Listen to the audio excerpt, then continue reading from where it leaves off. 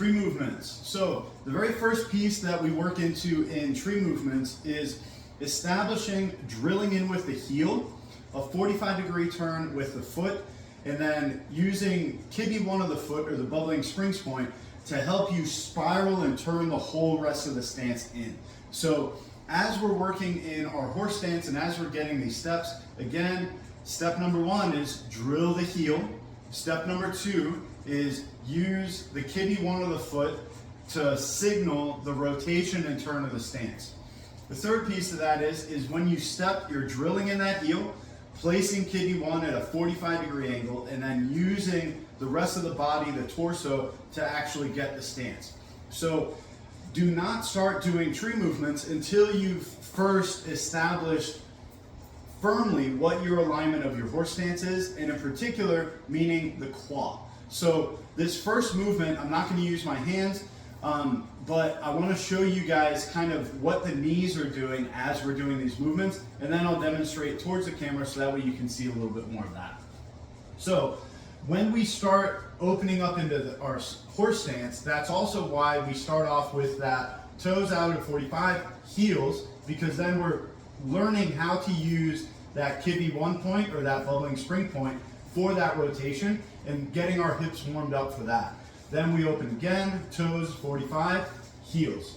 Then we sink and settle into our horse stance.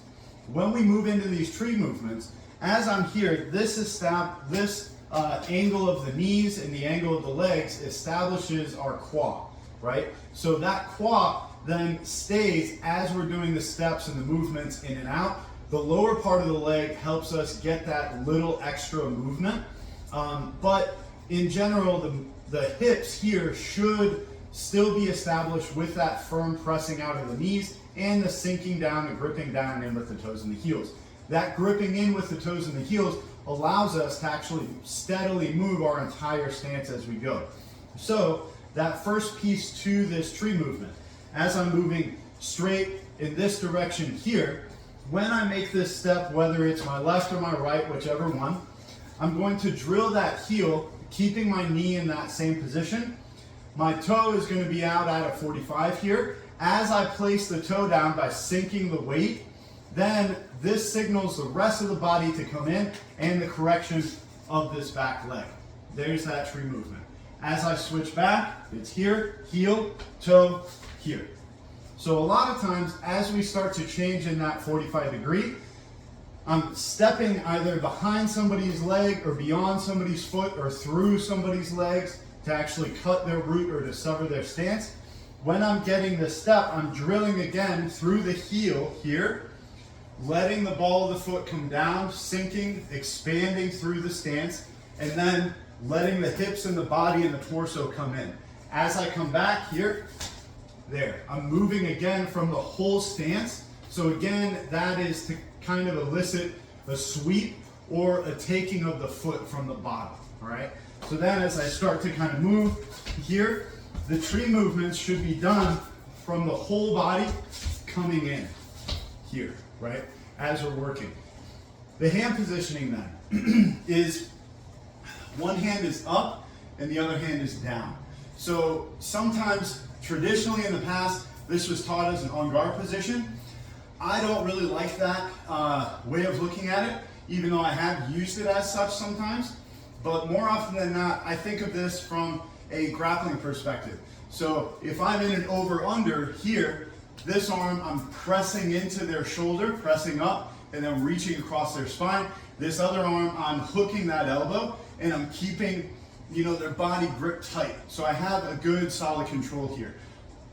When we're in this en garde position, the same tendon lock alignments here and the same alignment here is what I'm using to then control the person.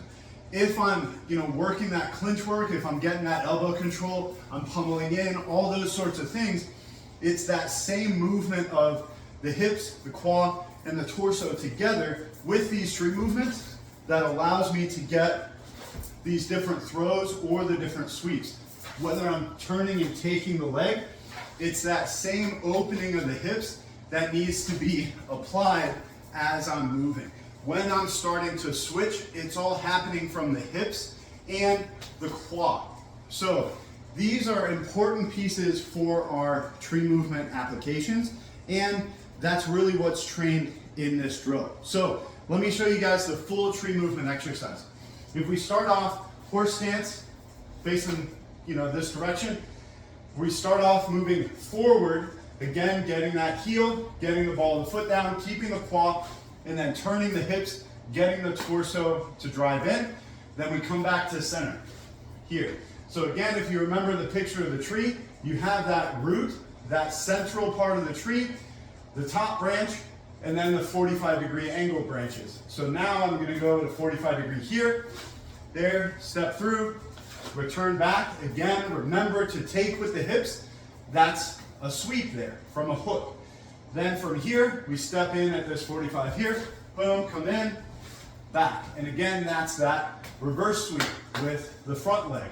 As I move to the rear, now we're training the same thing here, back to center, from here, 45, back to center, and then 45 here, and back to center, okay?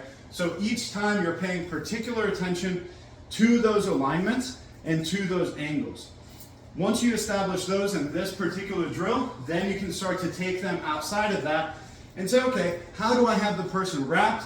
Where do I feel their center? What can I take? How can I take their leg using these tree movements? And then you start to put the sweeps in there, okay? So again, gripping to the ground, drilling the heel, letting the whole body come in is what will help with that ability to actually grip and take the ground from underneath the other person's feet.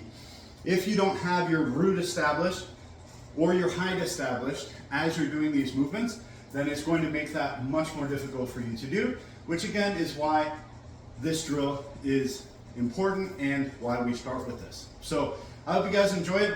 Keep practicing, you guys. Keep hitting it hard, and I will catch you next time. Take it easy, y'all. Keep training. Peace.